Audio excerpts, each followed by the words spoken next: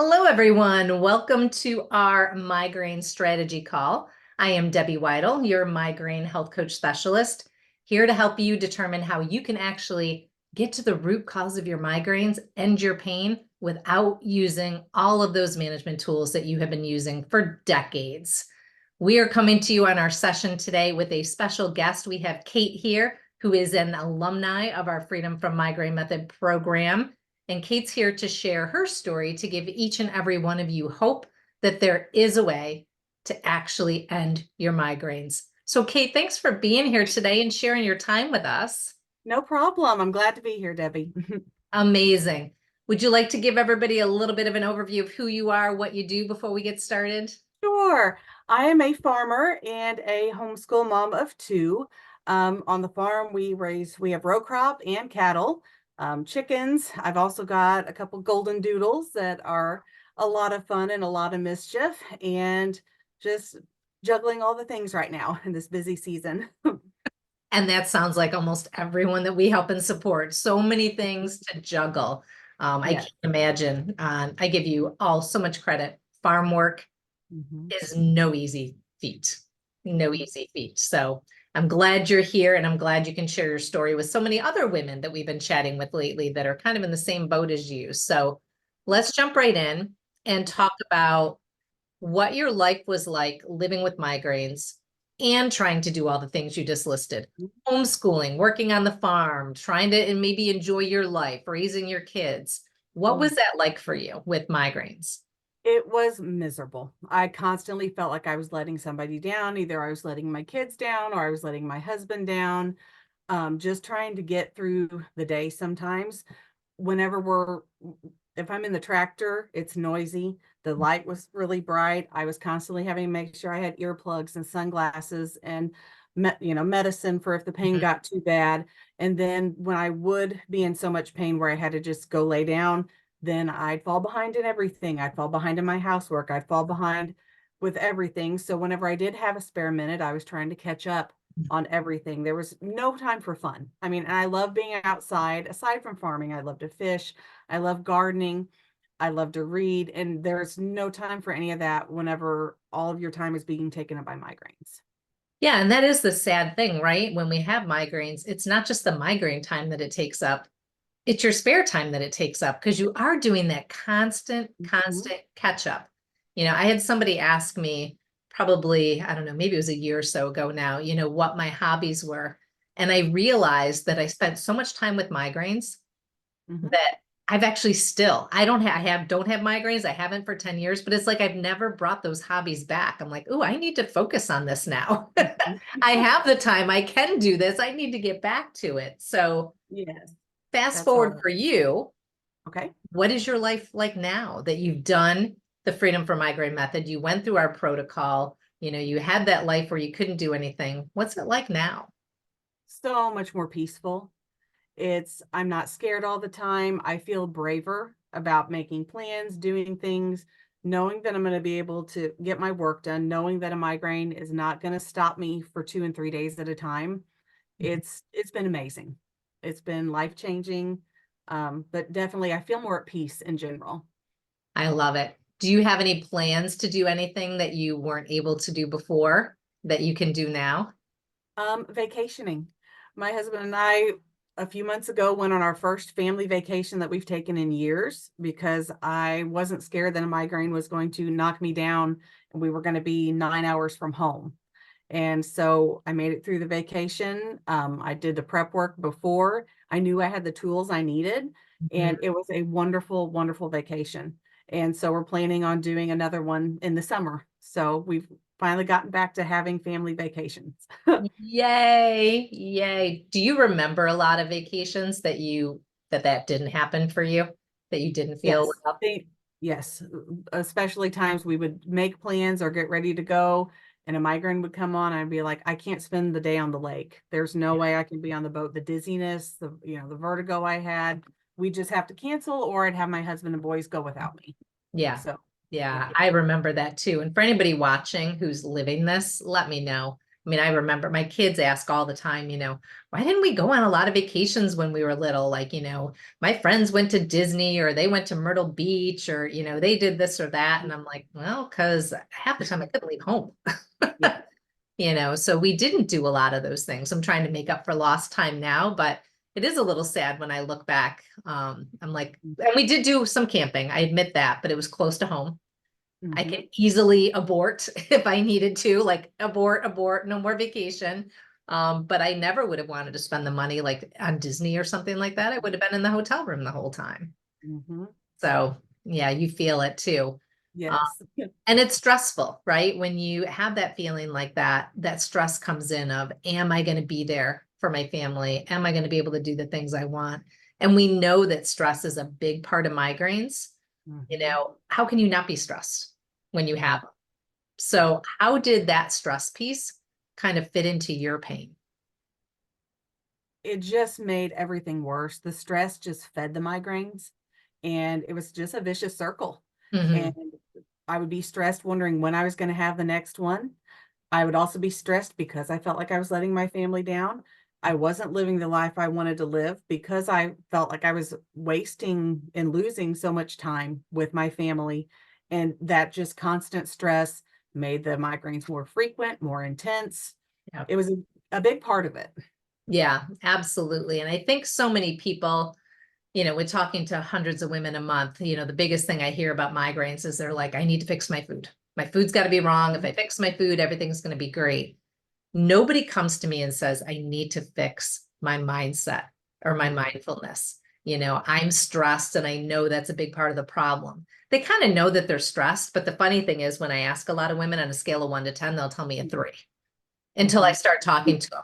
I'm like, are your shoulders up here all day long? Is your tongue on the roof of your mouth? Do you feel those little heart palpitations? Do you have a hard time sleeping? You've got a racing mind. They're like, yeah. I'm like, well, then you're not a level 3 stress. You've got a lot more stress. And obviously, we know that impacts the migraines. It keeps people in fight or flight. It Yeah. basically shuts everything else down in your body. So your body's like, I don't have time to rest, rejuvenate, repair, make you fertile, because I'm trying to keep you alive from the saber-toothed tiger that's chasing you. And our saber-toothed tiger is migraines, you True. know? So let's fast forward again to finishing the Freedom from Migraine method. We actually have a coach that supports and focuses on mindfulness. We build it into all of our protocol. Mhm. How do you handle stress now? Is it different for you? It is because I make that a priority. The mindfulness, I make that a priority before I get migraines. Mindfulness is just an everyday part of my life. And Hmm. then also, since the migraines have gotten so much less and so much better, I have more time to do the enjoyable things, the hobbies, the spending time with my kids, the going fishing, the painting, the gardening. Those things also bring me calm. And so it's just beneficial all around. But I would say definitely not doing mindfulness when I've already had the migraine, but doing Hmm. it beforehand. Doing it daily has been very important on my journey to include it daily. Absolutely. And it kind of helps you put yourself first at times. Mm-hmm. And Kate and I were talking about this before we started. No matter what we do, we always seem to put everybody else first. We do. Our kids, our spouse, the coworkers that need help. Maybe the farm comes before you sometimes. But Mm-hmm. when we can focus on that mindfulness and make it part of our daily life, it almost, and force maybe isn't the right word, but it does almost force us. When Mm-hmm. we build that in, to give ourselves what we need, so we can fill our cup up so we can help everyone else. Mm-hmm. It makes a difference. So like when you used to reading a book, going on vacation, you probably felt so rejuvenated when you came back. I did. It was wonderful. It was a break we all needed, and it was definitely something we want to repeat. And it sounds like you're going to this summer. So Yes. I love that. I love it. Well, for anyone watching right now, I just tried to peek over to see if I could see the comments, but for some reason, Facebook's not letting me see the comments right now. But for anybody watching, if this is resonating with you, let us know, let us know below. And we're gonna make sure that we put Kate's full story in there. She actually wrote something up for us as well. We'll dump that in chat afterwards so you can see that. But we would love to know how this resonates with you so that we can see what resources and training that we may have that would be helpful to you. Because we want to make sure that you're not just sitting in this group still in pain, just reading through things. We want you to be able to take some action and actually feel better. So, Kate, you have an audience of over 5,000 women that will at some point in time be watching this video. What would you like to say to those women who are where you were 4 or 5 months ago? Actually, longer now. You've been in our alumni for a while, right? So maybe like 7 months ago was when you started. Is that about right? Yes. Yeah. There is have hope. Have hope, because I had reached a point with my migraines where I didn't feel very hopeful. I didn't think anything was going to work, and you can have your freedom from migraines. And the program was life-changing for me. It went above and beyond what I was expecting. So, Well, yeah, that is nice to hopeful. hear. That is nice to hear. And what did you told me that your husband said something about you before we got on the call about how he noticed how you're better. Yes, he noticed. I've had an incredibly stressful past month with health issues with my family, health issues with my pets. And he said that he noticed, even with everything that's been going on, he's like, you haven't been having migraines. He said, you are so much better off than you were last summer. He goes, because the stress, aside from everything else, he said, would have knocked you down for days, and it hasn't. So he even brought that up on his own the other day, that he noticed I hadn't been having migraines, even though I've been dealing with a lot. And that's amazing, because let's face it, you know, when I talk to people about stress, I think the first perception is, well, I can't get rid of stress in my world. And we know we can't. We know that we cannot get rid of stressors in our world that just happen, like the things that have happened to you. So learning how to be able to have your body perceive that differently, that's what the key is. Now, sure, there are some things on a daily basis we can do that maybe don't add to the stress, right? Like we can plan ahead of time so we're not stressed that we don't have dinner ready. We can make sure we get help and support if we're having a busy week. That helps with stress. But when somebody gets sick, you know, you have to jump in and you have to take care of that. And you surely had your laundry list of things that happened. You surely had your amount of stress in the last month and a half. So you're due for a little break. Yes. You were definitely due. Well, Kate, I can't thank you enough for being here today and sharing your story. I think it's so important for people to hear what your life was like before and what your life was like after you worked through the protocol, and knowing that even though each and every person in this group is different, they can find their freedom. They can find hope. So thank you so much for sharing. Thank you for having me, Debbie. Absolutely. All right, everybody. If there's anything that we can do to help and support you, please do not hesitate to reach out. Just comment below. I'd like help. I need help. I want to hear more about Kate's story. I want to know more about the program. Just let us know below. We are here to help you in any way, shape, or form that is right for you in this moment. We want 2024 to be the year that you find your migraine freedom. And make sure you join us next week at the same time, Thursday, the 21st of March. We will be chatting with Sheila. She's going to be sharing her story of the Freedom from Migraine Method protocol and program, and how she worked through things to find her freedom.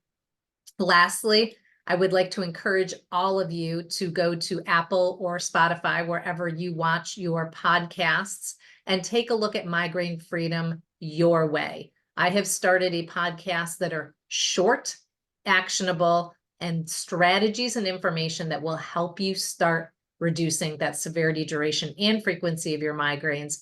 And this week, I believe, is on Botox. So if you are someone that is using Botox or considering using Botox, please make sure you watch this episode. It'll be a big eye opener for you. All right, everybody, have an amazing day. Here's to your migraine freedom, and we will see you in the group. Take care, everybody.